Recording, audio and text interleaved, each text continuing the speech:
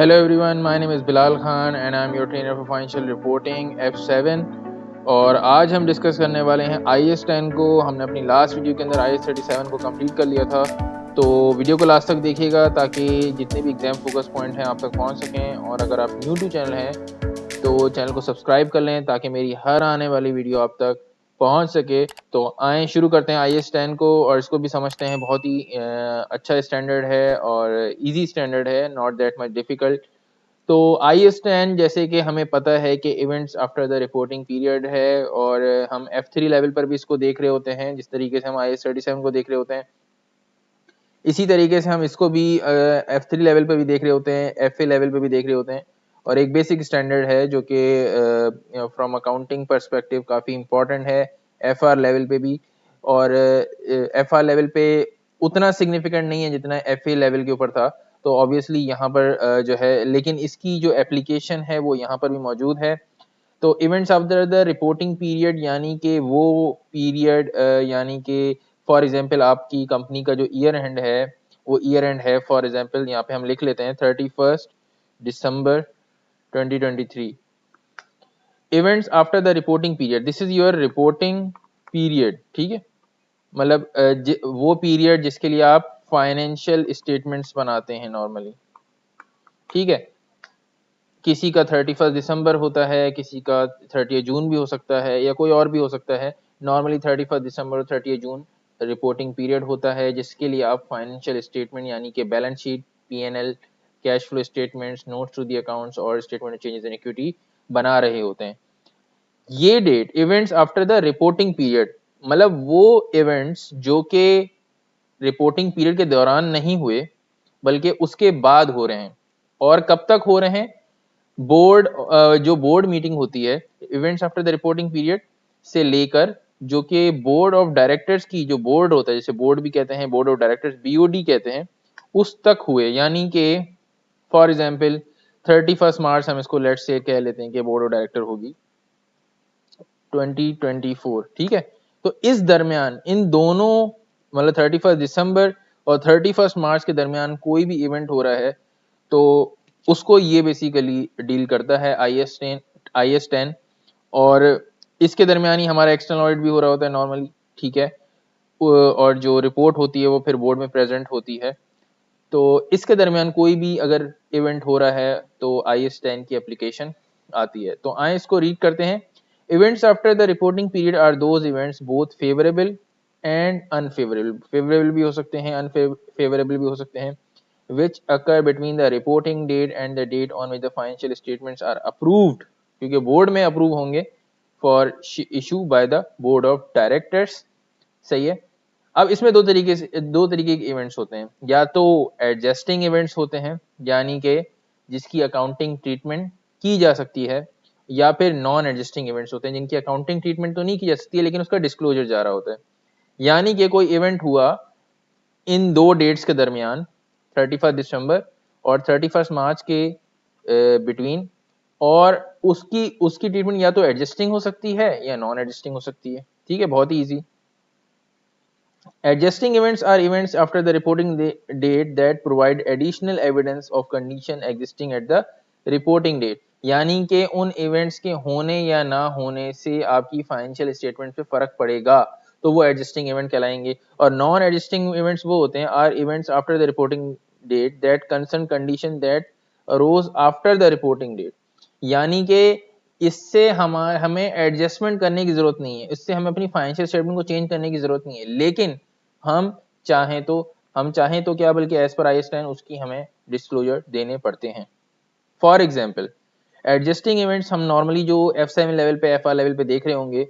Examples of adjusting events include irrecoverable debts arising after the reporting date, तो हमें इसकी adjustment करनी पड़ेगी, विच में help to quantify the allowance for receivable as at the reporting date, क्योंकि इससे हमारे रिसीवर्स चेंज हो जाएंगे, अलाउंस फॉर रिसीवल चेंज हो जाएगा, लाइबिलिटी भी चेंज हो जाएगी। तो दैट इज वाई हमें इसकी नॉर्मली एडजस्टमेंट करनी पड़ती है। Sale of inventory below cost, NRV जिसको कहते हैं। सेल ऑफ इन्वेंट्री हमने NRV अप्लाई किया, providing evidence of net realisable value. तो इसकी वजह से अगर कोई भी एडजस्टमेंट आती है इन्वेंट्री की वजह से और एज पर IAS 2, तो वो भी हमें करनी पड़ती है। अमाउंट रिसीव्ड और receivable in respect of insurance claim which were being negotiated at the reporting date, यानी कि उसके इवेंट्स की फैक्ट्स एंड फिगर्स उधर पे मतलब एक तरह से डिस्कशन चल रही थी, अब वो एक्चुअल में हो गया है। तो अगर हमें इस तरह कोई इंश्योरेंस क्लेम्स है तो उसकी भी एडजस्टमेंट बनती है।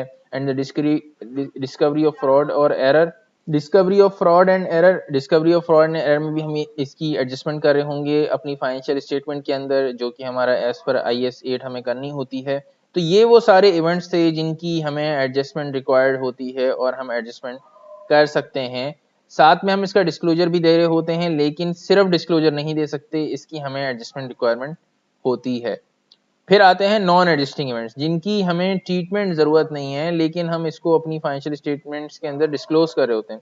अब मेजर बिजनेस कॉम्बिनेशन, ये ऐसा कॉम्बिनेशन है कि हो सकता है इसका डिस्कशन ज़रूर चल रहा हो ड्यूरिंग द रिपोर्टिंग पीरियड, लेकिन एक मेजर इम्पैक्ट है आफ्टर रिपोर्टिंग डेट हो रही है, तो हम इसको अपनी एग्जिस्टिंग फाइनेंशियल स्टेटमेंट में एडजस्ट नहीं करते।